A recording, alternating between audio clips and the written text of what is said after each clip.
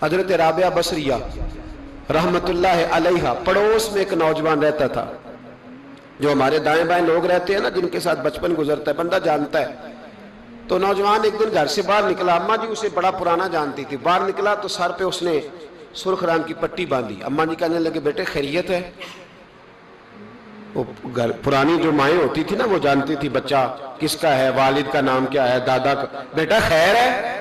تو کہا اماں جی سر میں درد ہو رہی تھی شدید، تو پٹی باندھ لی. تو اماں کہنے لگی بیٹے عمر کتنی ہو گئی؟ کہنے لگا 35-40 سال. کہا بیٹے 35-40 سال میں کبھی درد تو نہیں ہوا؟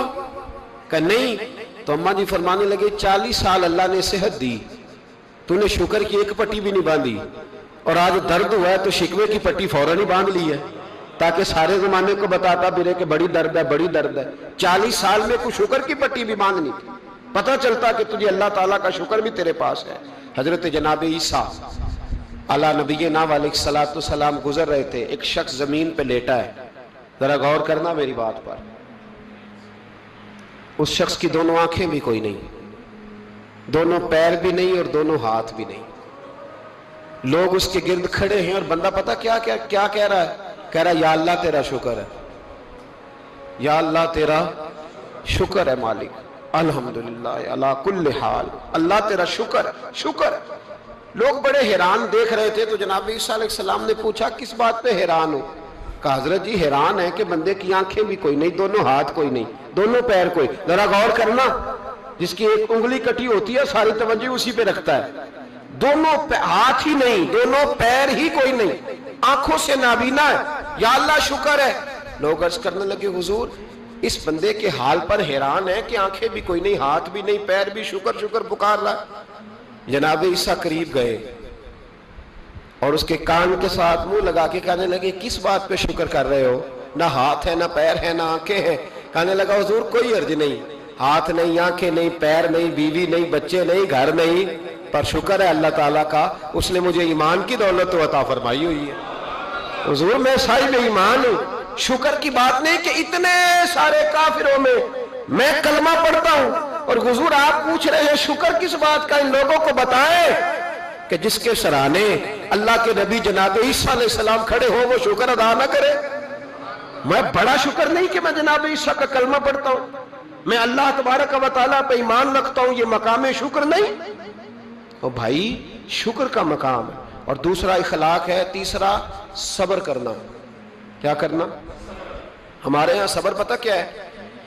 کسی کے گھر میں کسی کا انتقال ہو گیا تو مہینہ بعد سینہ کو بھی ہوئی معاذ اللہ، عورتوں نے کفریہ جملے بولے، بڑا کچھ کہا، بڑا کچھ. مہینے کے بعد پوچھا کیا حال ہے؟ کہتے صبر آ گیا. یہ صبر نہیں آیا، یہ زخم صحیح ہو گیا. صبر کس کو کہتے ہیں؟ مسلم شریف میں نبی پاک علیہ السلام کا فرمان ہے، فرمایا انما صبرہم عند الصدمۃ الاولی. فرمایا این جب تجھے مصیبت کی خبر پہنچے اس وقت اگر تو صبر کرے پھر تو نے صبر کیا ہے. اس وقت اگر تو کہے انا للہ و انا الیہ راجعون پھر تو صابر ہے. اگر 1.5 مہینے کے بعد 6 مہینے کے بعد صبر نہیں آیا پھر تو زخم صحیح ہو گیا، پھر تو آنسو ہی خشک ہو گئے. صبر این مصیبت کے وقت، این جب مصیبت آئے تو صبر کرنے کا نام صبر ہے. اندر حوصلہ پیدا کرے، صبر پیدا کرے. ہم نے جو اللہ سے نعمتیں لی ہیں وہ پیسے جمع کرا کے نہیں لی معاذ اللہ، اس نے اپنے فضل سے دی ہیں، اور جب چاہتا ہے اپنے کرم سے واپس بھی لے لیتا ہے. اپنی زندگی میں حوصلہ پیدا کرے. اور ایک بات اور، صوفیاء کرام، اولیاء کرام یہ فرماتے ہیں کہ دکھ انسان کو اللہ کے قریب کرتے ہیں. آپ کو نہ بھی سمجھ آئی تو جملہ بڑا مزیدار ہے، میری تربیت کرے گا. دکھ انسان کو اللہ کے قریب کرتے، سکھ بندے کو اللہ سے دور کرتے. یاد رکھنا، جن کو دکھ کوئی نہیں نہ ہوتا وہ تو بیت اللہ کے غلاف کو پکڑ کے بھی نہیں روتے. جو تڑپ رہے ہوتے ہیں نا، تڑپ رہے ہوتے ہیں، سسکیاں لے رہے ہوتے ہیں، ان کے قریب جا کے پوچھو بابا کیا مسئلہ ہے؟ تو کہتے ہیں بیٹی سسرال میں دکھی ہے، بیٹا جوان ہے پر بے اولاد ہے.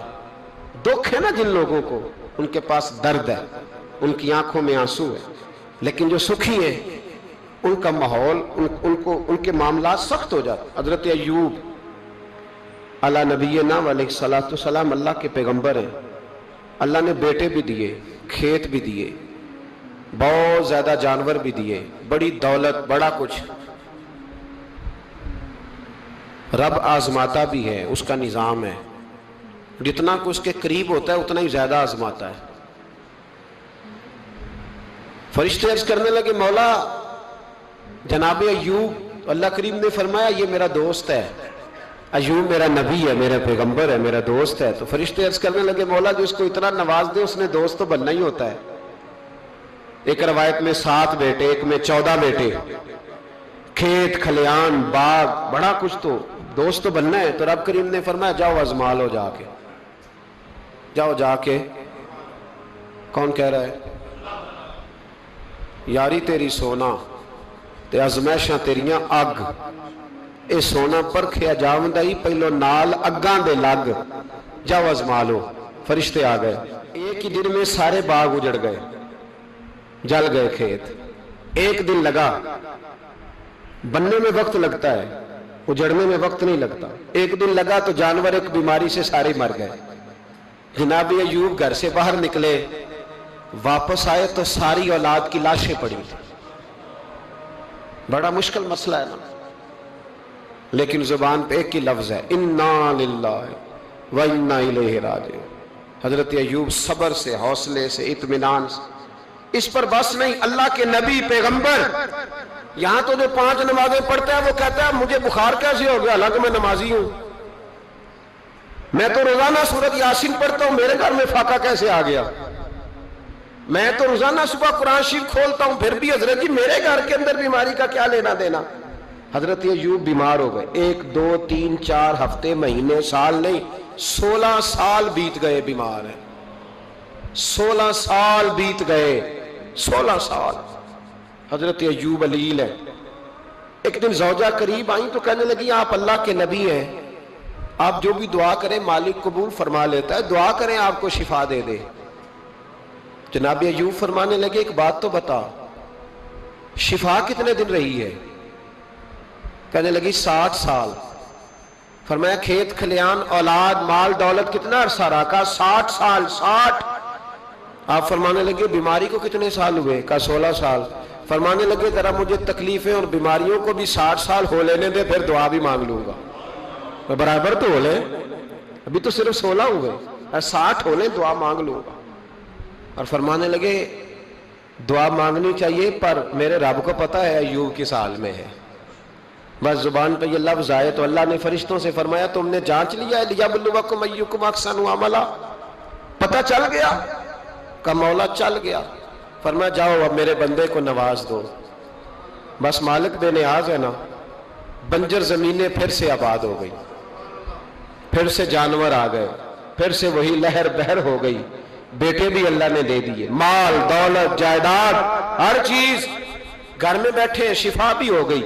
हजरत अय्यूब की ज़ौजा करीब बैठी है, सुखों के दिन आ गए। पूछने लगी अय्यूब एक मसला पूछना है। एक बात जहन में आई, इजाजत दे तो दरियाफ्त करूं?